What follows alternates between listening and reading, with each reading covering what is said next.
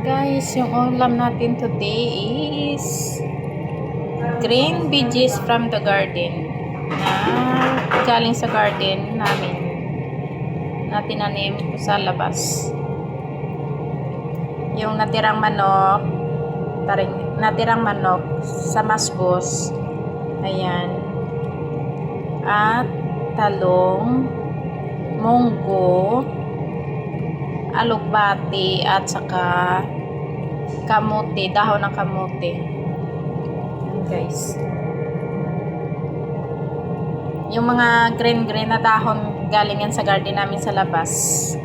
Ginulay ko na kasi baka masira, baka hindi na namin makain kasi tag-init na dito, mamatay na yung mga tanim namin sa labas. So ginulay ko na lang, yun na guys, para healthy naman tayo.